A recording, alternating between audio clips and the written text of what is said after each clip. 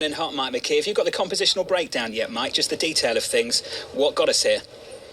Yeah, it is disappointing, John, when you look at it. Of course, gasoline comes in down for the month, down 4.9%, but that wasn't enough to offset some of the big rises. Shelter, which, of course, everybody is pointing to as the big culprit for inflation these days, is up by 0.8, which is a tenth more than it has been over the past 3 months. There was hope that it might start to moderate.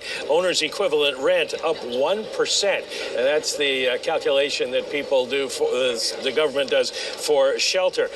There was one decline in apparel, down 0.3. That's the inventory stuff that Lisa is talking about. Used cars were down by 1.1%. We've been waiting for a big drop there, but new cars come in up 0.7. And then the big thing that probably people were not expecting is gasoline goes down, but other energy goes up. Electricity up 0.4, and natural gas up 2.9%. So a lot of inflation contributors from areas that we weren't expecting. Some had thought that airline fares would go down.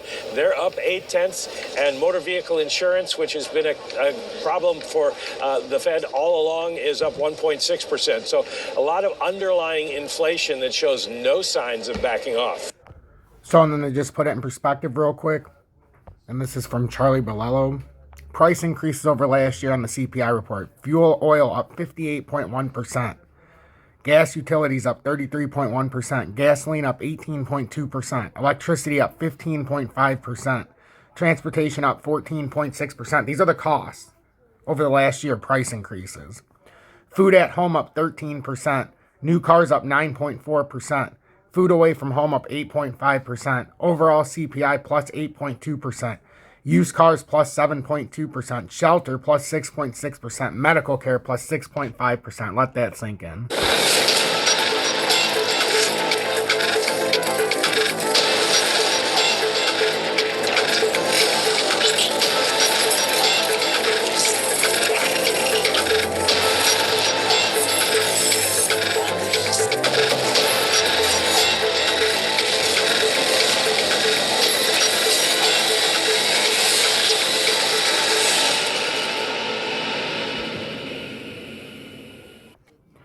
Good morning, 9:15 a.m. Eastern Standard Time on this Thursday, October 13th, 2022.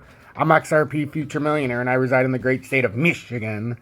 The CPI came out this morning, and it looks horrendous. The DXY, the U.S. Dollar Currency Index, is up 0.39% to 113.703. The U.S. 10-year is up 4.18% over 4.05 now. That's a new high. We've got the Dow Jones down 28.34, but it's still in pre-hour. It hasn't opened yet. So that was last night or yesterday. Got 14 minutes to see this disaster on the Dow. We've also have the total crypto market cap is getting slaughtered, down 41 billion or 4.64%, down to 844 billion. Who could have seen this coming? Who could have seen all this coming? Who could have seen this coming? Everybody's acting like we're going to the moon again, and look what's happening. We're imploding. Algo's under 30 cents, down another almost 6% to 29.5 cents. You've got IOTA sitting down 6.28% to 24.16 this morning. We have a lot of the ISO coins getting destroyed right now, getting slaughtered. Bitcoin's down 4.54%, barely holding on to the 18,000 handle at 18,287. Ethereum's down better than 6.5% to $1,207 right now.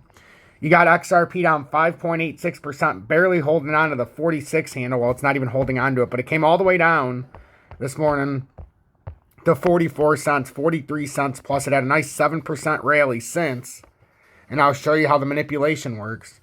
So if you're in a short position, this is how they try to get you in and out, in and out. I still think a back test now with this extreme drop, and it almost hit it, though. I can't even say it's going to guarantee it to come up to 48. It came all the way up to 47.35 while I was sleeping from 44.09, so that was a healthy retrace.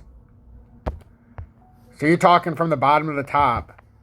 That was a better than almost 7.5% move. That was 7.45% roughly. For anybody who was watching yesterday, you were well out ahead of this. We talked about this. And it's come absolutely down. It broke the levels. It broke the tier. And now you can see the 44 cent. I tried to show on all three charts how it all plays in, it plays confluently. So right now, the 48.37 is the area where it's looking to be rejected. That's just what's going on right now. And you can see, if you just played my charts properly, we had the chart down here that comes down to 44.22, and that's the spot it decided to hit that downtrending support. We've talked about all these levels, how it goes from 1 to 2 to 3 to 4. Now we're at the point where if it breaks this, then we're talking about the extended bear flag. We're running out of support levels now. Before we get to the extended bear flag, yes, we have this one. That is our next key support line in play. If we were to get rejected up here at 48 cent, let's say 48.20, then we're looking at 41.27 if we continue our trek down. And honestly, it doesn't look great this morning at all. It looks like ass. The markets look terrible. A lot of people woke up and they're saying, oh my God, I can't believe I bought XRP last week when it was at 50 cents plus. So I say you got to pick your poison. XRP's always, if it's running unopposed, the market's collapsing. And this once again is proving it. But what we haven't done is break down yet. We still have a little bit to go. We need to break past here and then ultimately get past the extended bear flag. And the first hit on the extended bear flag is not going to be until around 37 cents now because of the area. Yeah, right about 37 cents. But we still have 41.55. On the perpetual futures, we're looking for this back test still at 48. I'm going to say about 48.20, but it is about 48.50 on the perpetual futures. Underneath this 38.10 on the extended bear flag on the perpetual futures. And then on the USD chart, which is the one that we mainly look at, we've got this resistance retap at about 48.29. Our first support underneath, again, is 41.34. It's just we have separate areas. Now we have the 44 cents.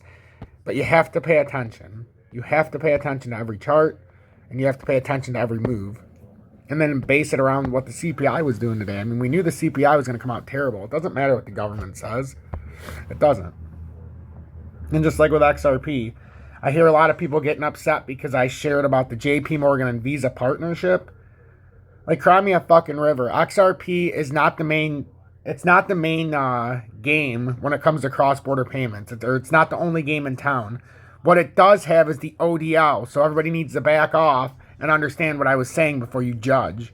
I was saying the cross-border payments is a dime a dozen. You've got a bunch of ISO coins. You've got, with the JP Morgan and Visa partnership doing cross-border payments. You've got Swift. Got any number of crypto that can do cross-border payments, but what they don't have is the liquidity. That's the ODL. The XRPL with RippleNet, that's the on-demand liquidity. That's what I was saying. That's where it's unique, and that's why XRP is going to be worth a shit ton of money one day. But it's not the reason why to think we were going to pump. Just like the news that came in, but the lawsuit wasn't a reason to pump. What Brad Garlinghouse said was a reason to dump. At the exact same time. He said 3 to 4 months minimum before this gets settled. Or before this case is over. Optimistically. Pessimistically, it goes to the second half of second quarter at least of next year. He also said that XRP would never settle with the SEC until they recognize it as not a security. The SEC would rather slit its own throat than admit that XRP is not a security at this point. They would look stupid. So there's not going to be a settlement. So stop bitching in the comments if you don't understand what I'm saying. All I said was cross-border payments is not XRP's main gig. That's not why it's going to be utilized in such a way. It's the ODL, the on-demand liquidity. Everybody's going to need that liquidity to move money around the world. So that's how it works. If you want to trade XRP like me, go to my past video, look in the video description below. Very simple. Are you still wearing? Very simple. And this is the video that most people got mad about for some reason. The JP Morgan and Visa team up on cross-border payments. For some reason that everybody got their panties in a bunch because XRP is the only one that can do cross-border payments. Like, quit with that load of bullshit already. I'm not fucking... I'm not extra VOD and I'm not some of these dopes that actually buy that bullshit. I actually understand what's going on. And it's the ODL part of Ripple that I'm interested in. I don't give two shits about the cross-borders. That's a dime a dozen. Anybody can do cross-border payments. How do you think you send money digitally? Is that not just a fancy way of saying cross-border payments? I can send money that's not cash from America to Jerusalem if I want, or to Africa, or to Lebanon, anywhere. I can send it anywhere. Borderless. That's cross-border payments. I can send it from the USA to Africa, fuck the borders, and I don't have to do anything but send it digitally. Oh my God, anybody can do that. A credit card can do that. In the new age, that's why Visa partnered with JP Morgan. What they can't do is They can't provide the liquidity. So if you want to send the cross-border payments, who's got the funds? That's where XRPL comes in. That's where RippleNet, and that's why the on-demand liquidity function of Ripple and XRP is unmatched. That's what everybody needs to be focused on, not the cross-borders bullshit. So if you want to join Tom's Army, get ahead, get real information, and don't get caught up in the FUD. Click the Join Tom's Army to bring you to the members-only area if you haven't joined. If you have, there will be like 8 or 9 or even 10 different updates. That is not for the public. It's all the ISO related. You can donate XRP, PayPal, Cash App, Venmo, and then BitGet. Trade with me on BitGet. No spot fees, no VPN in the USA, which is the most important thing, and no KYC. Actually, the no spot fees to me is the most important thing. But join me there. Stop making excuses.